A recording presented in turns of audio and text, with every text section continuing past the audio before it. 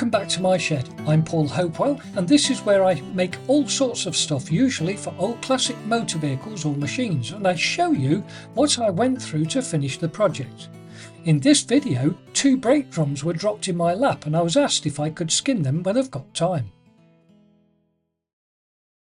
My first thought was to hold them in the four-jaw chuck and to use the bearing face and bore to aid the truing process.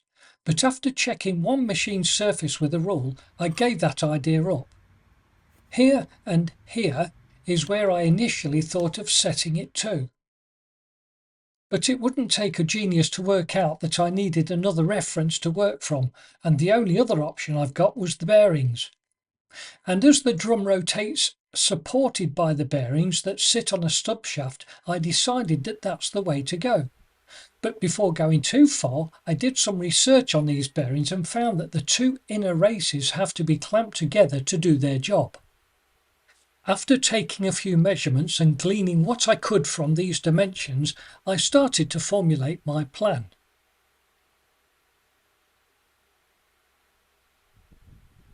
But before I go any further, I want to pay tribute to another YouTuber who has recently sent me some stickers. These are from a guy in Belgium. English is not his first language, but he puts up a really good video and he does it in style. His work is remarkable for what he initially had to work with. Now his workshop is growing, he's only going to get better. I absolutely love watching his channel and I know you will too. So if you do nothing else, go take a look. I thoroughly recommend it. Thanks, Rusty. Now back to the task in hand. Sectionally, this is what the drum and the bearing sort of looks like. The brake surface is 200 millimeters diameter, 8 inches in old money, cast iron. And the bearing is a 39 by 72 by 37 single outer race with 2 inner side-loaded races. This means that the inner race must be clamped together on the stub shaft under preloaded condition to prevent any wheel wobble and in turn aiding the brake drum to be true to the brake linings. As you can see, my plan is to make a mandrel a bit like the stub shaft in that it's going to preload the bearings via a nut that will also act as a dust cover, and with it being made to fit between centres, taking it off the lathe won't affect the setup. To make the mandrel, I'm going to use some EN24, which is fairly easy to machine, and the clamping nut is going to be a bit of 70mm round bar. The outside diameter of the clamping nut isn't going to be machined, there's no need to. The clearance between the nut and the bearing bore should prevent any swarf getting to the bearing seals, and the seals will prevent any dust contaminating anything else. The end and centering is a standard process. Face off, then hit it with a centre drill. But you'll notice that the bar sticks out the chuck, and there's a risk that the centre drill not being in the centre. So don't worry, I did initially set it on the first end with the dial gauge. I just didn't record it. The second end wasn't, but by eye it looked good enough.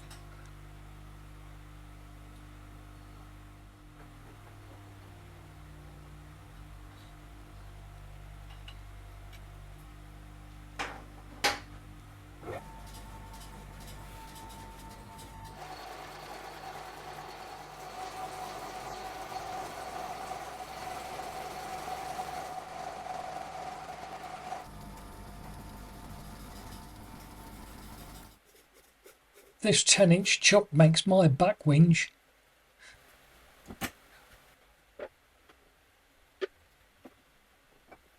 With the faceplate, centres and driver dog in place, I could set about making swarf.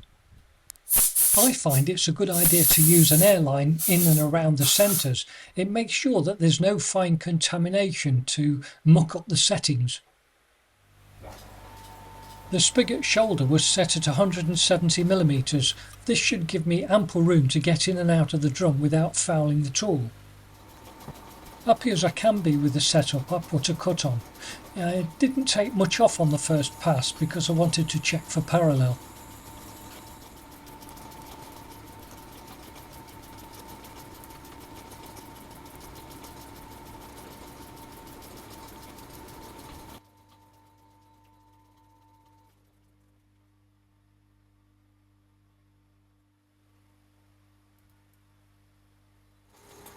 Having established a parallel cut, I finished roughing out the bearing dimension.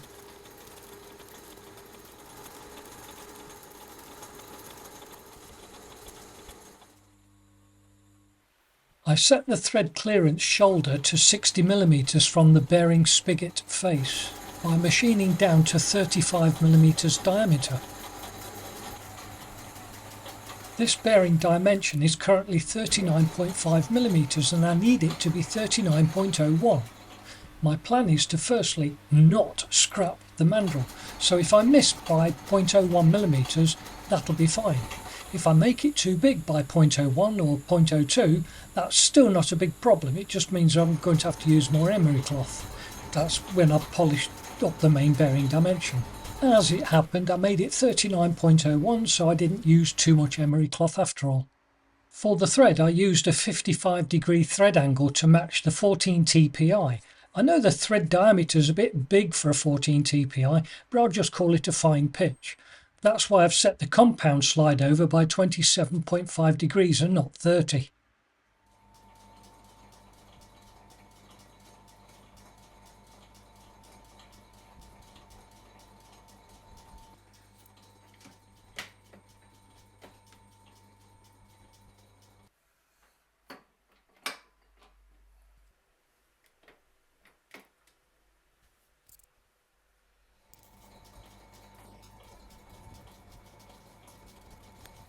That's it, 14 TPI confirmed.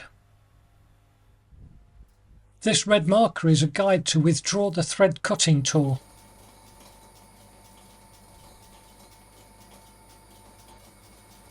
When the threads have been formed, the mandrel will be complete.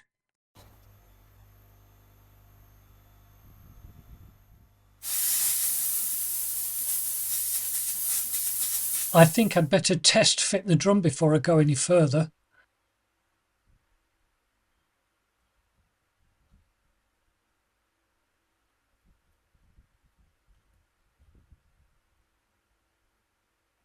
All good.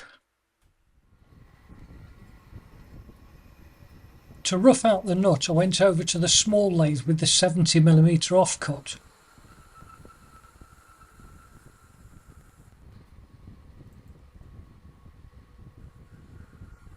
It would be good if I could really machine stuff out this quick.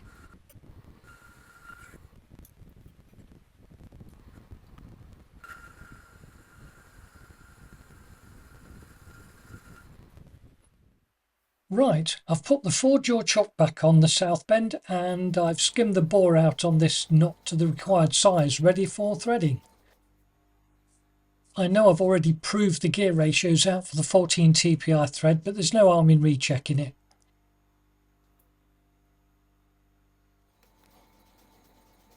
And off we go.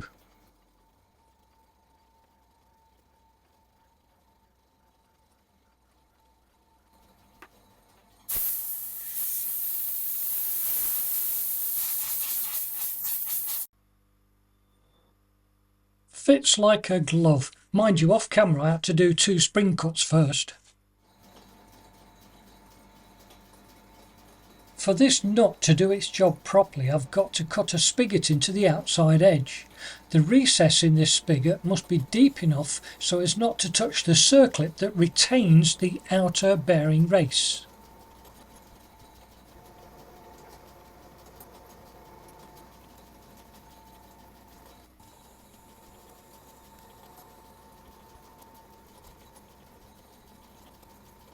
With that done, I relieve the thread and remove the burr.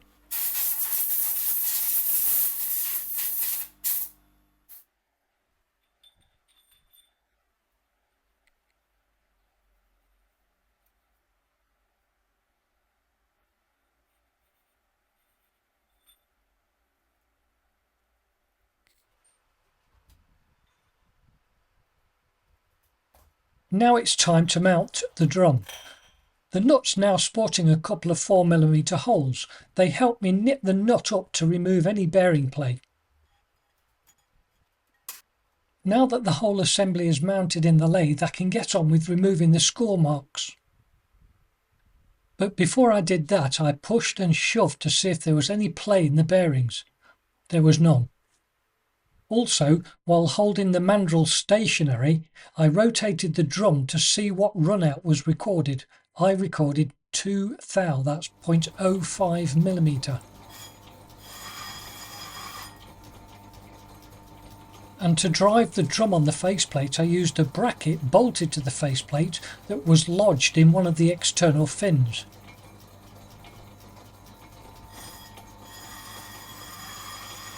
And of course, to machine the drums, the speed had to be low but firm, and the tool had to be a tough compound.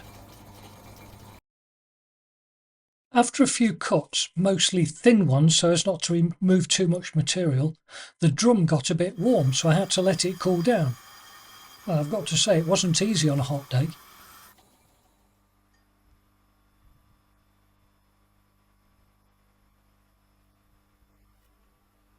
Despite letting it cool down, it didn't appear to have distorted on the final very, very light skim.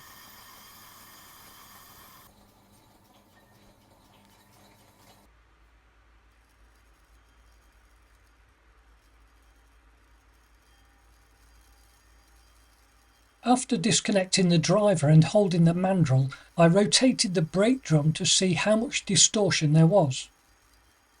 None. Well, okay, about 0.01 millimetres, which is about 4/10 of a thou.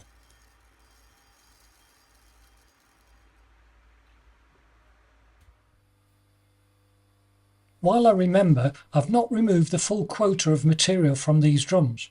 I've removed 1.25 millimetres off one drum and 1.75 millimetres off the other.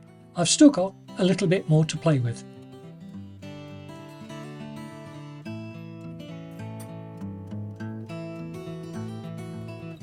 I do hope you enjoyed the video. Thanks for watching. I'll see you again soon. Cheers.